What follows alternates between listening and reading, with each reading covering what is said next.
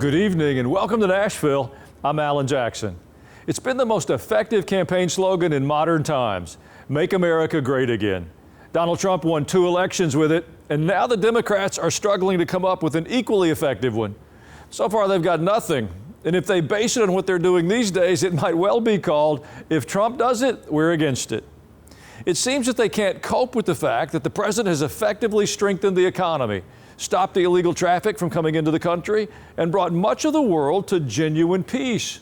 But when it comes to peace at home, especially in our cities, the Democrats say they want nothing to do with it. Despite the fact that Washington had a murder every other day for years, Chicago has at least one every day.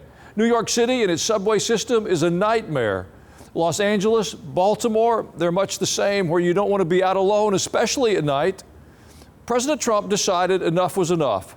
So he brought National Guard troops to Washington, and the crime has virtually stopped. More than 1,000 bad guys have been arrested already, and people are enjoying the outdoor restaurants again. It's a political victory as well. Polls show that 8 out of 10 people believe crime in the cities in America is a big problem. And that poll was taken before the tragic shooting in Minneapolis yesterday, where young children were praying at a mass during their first week of school. 2 were killed. Many more were injured. The crime rate in Democratic-run Minneapolis, it's twice the national average. Well, regardless, mayors and governors of these big cities are resisting any help. Listen to some of what they've said. Do you believe that the streets of Chicago would be safer if there were more uniformed police officers on the streets of Chicago? I believe the city of Chicago and cities across America would be safer if we actually had, affordable housing. This dog and pony show of militarizing and saying that we're coming and clean up these cities. Mr. President, do not come to Chicago. You are neither wanted here nor needed here. Well, Vice President J.D. Vance was happy to respond to the chorus. Why are Democrat governors angrier about federal law enforcement helping clean up their streets than they are about the fact that those streets need to be cleaned up to begin with? It shows a real sickness in the head. And I agree with the President of the United States. I think most Democrats, rank and file, nobody likes crime. Republicans don't like crime. Democrats don't like crime. Independents don't like crime. Why are Democratic governors doing everything in their power to make crime easier to do in their cities? Well, to answer that question, we brought back the co-founder of South and Hill Strategies, Colin Reed. Welcome back, Colin. Hey, Alan, thanks so much. It's great to be here. From a pure safety point of view, it's absolutely clear that the Democrats are wrong. And from a political point of view, it's beyond comprehension that they would fight the idea of fighting crime. Could it be as simple as if Trump does it, we're just against it? Well, that's it in a nutshell, and it's too bad because some of these common sense measures he's implementing are getting real results. And if you look at the state of the city that I'm sitting in right now, Washington, D.C., in the last year alone, D.C.'s crime rate was much higher than New York or L.A. or any of these other major cities comparably. And since he's taken the measures he's took, which he has the ability to do so, since Washington, D.C. is a federal jurisdiction, those numbers have moved in the right direction. I know even the Democratic mayor, Muriel Bowser of Washington, D.C., was acknowledging some of that today. So this is not a partisan issue. The vice president's right. Everybody wants to feel safe in their communities. Everybody wants to be able to walk down the street in this city. There's no one who hasn't been touched by crime in some way or another. And when something isn't working, you have to try something new. Unfortunately, for the Democratic Party, everything the president does, they're instinctively against, even if it's common sense. So it's their own loss, but voters are seeing through it. And it's part of the reason they're up the creek without a paddle in so many different ways. The only consistent thing I see from the Democrats each day is that they're on the wrong side of everything. They don't want to deport gang members who are here illegally. They fight lower interest rates. They're content with letting foreign companies undermine our economy. And they'll say just about anything to get a TV camera pointed at them. Is that consistent with what you see? It is. And if you watch that president's cabinet briefing the other day, that cabinet meeting, which was his 5th of the year, he's basically done more in a year than Joe Biden did in 4 years. And it's so nice to have a president and commander in chief out there again. But one of the things he kept talking about was common sense. And it's smart because common sense cuts across political grounds. It cuts across ideological grounds. These are things that people want. They want secure borders. They want lower interest rates. They want safe cities. Who can disagree with that? Unfortunately, the Democratic Party because of their obsession with being all things anti-Trump, are framing themselves as such. And it's doing a disservice to their voters, frankly, in America, because our country benefits when there's two vibrant competing parties. And right now there isn't. And that's okay. The Democrats will find their way back eventually. But in the meantime, if you just look at how far this country has come in just one short year, it's amazing. Gas is at an incredibly lower rate this year going into the long holiday weekend than it was a year ago. And that's, of course, thanks to the president's Energy First agenda. So there's so many things that are going right now. And it's amazing what happens with just a change of administration in just a little more than 7 months. Well, if you measure this by the numbers, there's an encouraging statistic by Kristi Noem that she's put out. Homeland Security posted job openings for hiring more ICE agents, and more than 130,000 people have applied already. Doesn't that say something about which side of the crime issue many Americans want to be on? It sure is. And it's amazing what happened. We heard last year all this talk about the need to pass some sort of legislation, and that was kind of the Democratic talking point. And then President Trump came in, signed some executive orders, just said it's a new day in America. People who are coming here across this border illegally don't. We're going to make the border secure. And then illegal immigration crossings have gone down to zero, from all-time highs to zero. So it's just amazing what happens with a change of administration. And look, the party that stands against common sense inherently stands for extremism. And the Democratic Party, they had their national meeting this week in Minnesota, and they were talking about how they need to use words that people can understand. It's like, if you guys have to have a convention to understand that people want to vote for normal human beings who think, talk, and sound like them, you get bigger problems and bigger fish to fry. Well, as usual, the liberal media is siding with the Democrats. Here's a quote from the lead story on Axios. Pay attention to the condescending tone from a place that says it's run by journalists. And I quote, President Trump is molding D.C. into his own personal Epcot, a political theme park where troops keep the peace. The White House glitters like Mar-a-Lago, and museums answer to MAGA. Do they have no other way of covering Washington without making fun of Trump's every move? It's funny. I mean, people tend to look back at where Washington, D.C. was under the previous administration, those 4 years when crime was spiraling out of control. It wasn't that long ago, Alan. People in the city were being told if they wanted to avoid becoming victims of carjacking, that they should drive in the middle lane, roll their windows up, avoid slowing down at red lights and stop signs. And people just said, okay, I guess this is the way it is. It didn't need to be. It shouldn't be. Washington, D.C. is not only the capital of America, it's the capital of the free world. And this should be the safest, cleanest, most beautiful city for people to come visit, take in all our monuments, see all that we have to offer. And until recently, it hasn't. But you can't get a Democrat to admit that. They're just so obsessed with being all things anti-Trump. They won't even admit the obvious, which crime has spiraled out of control. Now it's moving in the right direction. And look, this was a 30-day experiment with the National Guard. So let's hope these trends hold over time. But at least this president is coming in and trying something new and breaking away from the status quo, which obviously, clearly, patently was not working. Well, Colin, we need to take a short break. Can you stay with us for another segment? Of course. Well, in the meantime, you can try pulling up ajnow.com and look at what's there, including a link to send me an email. We'll be right back.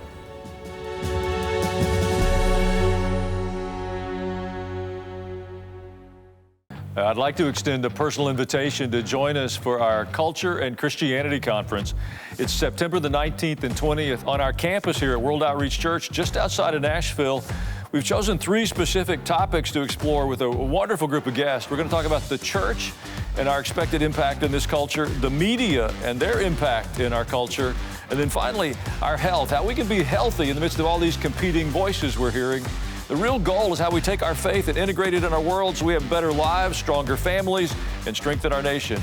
Join us for Culture and Christianity here in Murfreesboro.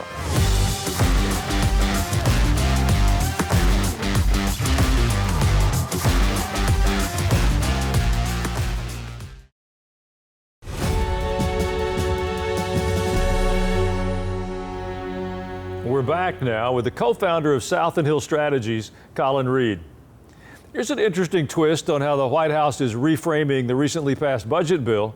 At a cabinet meeting, the president said he's moving away from calling it the Big Beautiful Bill to the Working Families Tax Cuts Bill. Is that better positioning for the midterms? Well, the president's a master of branding, and he knows what the best way to frame this. However you slice and dice it, let's be clear, this was a major accomplishment. It did a number of really important things. Most of all, it helped people avoid a massive tax hike at the end of the year. It provided business tax cuts and a lot of certainty for America's small businesses. All of those are great, and all of those are traditional Republican orthodoxy, and I'm glad he did it. But what's new and interesting and exciting about this bill is it also included provisions for those who aren't always necessarily seen under the Republican umbrella until now. Things like no tax on tips, no tax on overtime. These are provisions meant to help people believe that the Republican Party is the party of the working people. It's not just the corporations and the big businesses. And frankly, the Democratic Party has become so hostile to businesses across the board that they're potentially on the verge of electing an outright socialist in New York City, which would be a terrible sign for the world. But that shows where they are. The energy in the Democratic Party is on that socialism side, and at least they're giving Mr. Zoran Mamdani credit up in New York City. At least he's being honest about what he is and what he believes. So hopefully the voters up there are paying attention and making a different choice. One of the most vocal Democrats the past few years is California Senator Adam Schiff. Schiff's facing a criminal referral for falsified bank documents and property records, all of which was done so he could get a more favorable loan on his house in Maryland. But he's still full on attacking President Trump. Listen to his most recent comments. The president is deeply unpopular, one of the most unpopular presidents in history. His agenda is unpopular. The big ugly bill that is cutting health care for millions to fund tax cuts for rich people is historically unpopular. So how much trouble do you think Schiff is in for his deceitful loans? Deeply unpopular Adam Schiff ought to take a look in the mirror. I mean, that guy has just been the face of the unpopular Democratic resistance for can't tell you how many years. I thought it was pretty telling that when Stephen Colbert announced his show was canceled, no coincidence that Adam Schiff was a special guest that night. So look, this is a guy who long ago lost all credibility with most voters. He's seen as someone who's just reflexively anti-Trump on all things, and he's someone who people have long ago tuned out. And that's part of the Democratic problem is they don't have anything they're for. They just have what they're against, and that's President Trump. And again, when President Trump sounds like a normal human being trying to do things that most people agree with, and the Democratic Party says we're against all of that, that's how you get these 80-20 issues, as President Trump likes to say, where most of America is with him. So it's to their own detriment. Well, we've spoken to several guests about the confusion in the New York City's mayor's race. The socialist candidate is trying to create some new photo ops, but it seemed like it was a bust. Zoran Mamdani was trying to show some strength, but to even lift 135 pounds, he needed help. Do you have any sense if the people are catching on to his facade? Yeah, talk about a symbolism of socialism or communism, whatever you want to call it, just not working. Look, I'll say this. I think we should not want, all of us as Americans should not want America's largest city, the epicenter of capitalism and free enterprise, to fall into the hands of an avowed socialist. We shouldn't. It sends a bad message not only to our own innovators, but also to the world. That being said, New York City, Democrats outnumber Republicans 6-1. If they can't get their act together, and with Governor Cuomo and Mayor Adams both having their own unique set of challenges, this is a problem the Democrats are making. I hope they figure it out. I hope they find a way to not allow the city to fall into Democratic hands. The Mr. Mamdani, for all the credit he gets for running this inspiring campaign, the majority of voters still want somebody else. It's just those other Democrats running are so badly fractured and so badly discredited that he just happens to be the tallest blade of grass in that race. So I hope common sense prevails. I hope Mr. Mamdani doesn't become mayor. But ultimately, at the end of the day, this is a problem the Democrats are making. They need to fix it. Well, there's also the fact that California has already tried many of these socialist programs, and look at where California is now. Is there anything Gavin Newsom has done that would make him a worthy candidate for a presidential race? Well, we're going to find out because it's so clear that he's running. But look at so many of these bad ideas that have happened over the last 4 years happening in California, and the results speak for themselves. They've got the highest tax rate in the nation, the highest cost of living. Their energy prices are through the roof. We remember those attempts by Governor Newsom to make everyone buy an electric car that they didn't want and couldn't afford. That wasn't just a polite suggestion in California. That was a mandate until Republicans in Congress repealed it, and President Trump signed a repeal effort of that. And the reason that matters is because had Governor Newsom been able to take that, it was automatically going to export to at least 10 or 11 different states, meaning a lot of people in parts of America who had no idea would be one day told they had to buy an electric car, whether they liked it or not. I say all that because California has just been the epicenter of so many of these bad ideas, and we see what's happened. So, look, Governor Newsom's going to run on his record. Good luck, because there's not a whole lot to run on. And California is blessed with such incredible natural, physical resources. It should be the best city. It's produced presidents from Richard Nixon to Ronald Reagan, but I don't think it's going to produce another one in Gavin Newsom. Well, beyond Governor Newsom, do you see any promising candidates for 2028? It's a great question, Alan. I mean, look, I think the problem they face right now is there's a couple of races to watch right now in Virginia and New Jersey, where there's two Democratic candidates running. That should they prevail under a normal year, they might be seen as potential beacons of hope for the future. The problem they face is they're going to be sharing a ballot with Mr. Mamdani in New York City, and he's the one who's going to take all the energy, the oxygen, the attention, and he's going to be the next sensation. So, look, it's uphill sledding, but in politics, nothing is ever as good or as bad as it seems, and both parties would be wise to take that to heart and not get too lost in the future and just worry about the here and now. Well, Colin Reed, thank you for your time and your wisdom today. Thank you, Alan. Have a great weekend. And I'd like to mention Colin is working on the Senate campaign for another of our guests, Scott Brown. Hope to see you again soon with an update. Yes, sir. I hope so too. Well, coming up next, hope and how we find it. And later, your emails, the voices of the people. We got a lot of them ready. I'll be right back.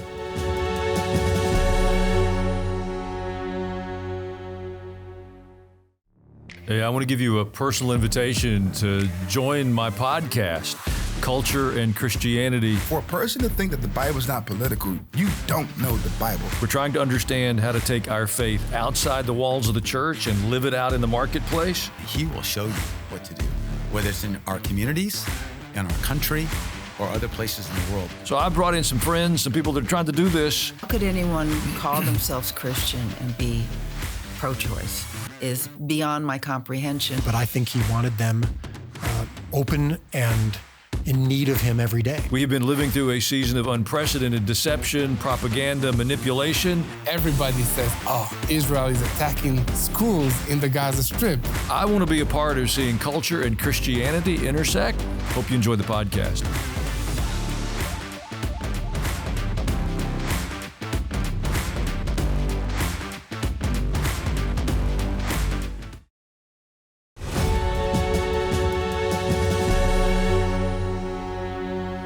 Yeah, I believe it's important that we pray for the families affected by this horrific act of evil perpetrated in Minnesota. The children were in school worshiping God when gunfire rang out. This level of evil is demonic, and our hearts are heavy when we see the tremendous suffering that emerges. The suffering comes in many ways, in many forms, and it's very seldom expected, and it's typically very unwelcome. But in the midst of that, I trust God to do something. We also need to pray for our schools. You know, we had taken our eyes off of our schools and universities, and one of the benefits that came out of the COVID tragedy was an awareness of our schools, where we had largely just been unaware and asleep. We'd put schools on autopilot and kind of accepted the status quo. Then we heard the president of a teachers union say that their opinion is more important than parents. No, it's not. We need new leadership if the leadership thinks that is true. I can't speak to all nations, but I can speak to the one where God has planted us. Our nation needs a course correction. We can't deny the Lord and deny His place in the public square, His place in our schools and in our homes, and then imagine that we'll dwell in the peace and safety that God would bring. One of the most distressing parts to me after tragedies like this is to hear people who mock prayer. Well, my response is, we're going to pray anyway. The corporate prayers of God's people can change the course of nations. And if we'll pray, I assure you there's more reasons for hope than despair. We'll be right back with your emails.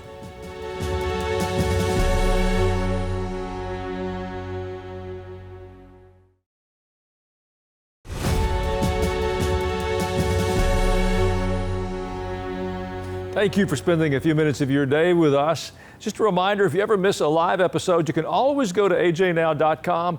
There's a full archive of programs there. You can watch them at your leisure, even share them with a friend. And thanks for your emails. They're always a highlight for us. Scott from Tennessee remarked, so encouraged to see the logo of Cracker Barrel change back to the original after people spoke up. Wish we could get everyone to speak up like that for one nation under God. Well, Scott, it was encouraging. As a fellow Tennessean, we know Cracker Barrel started just down the street from where I'm at.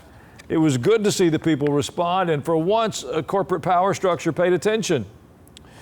Larry from Mississippi commented on the Samuel Smadja episode. Great show with businessman pastor from Israel. I like his show on TBN. I think it's called Reflections. I wish he would do more of those shows on TBN.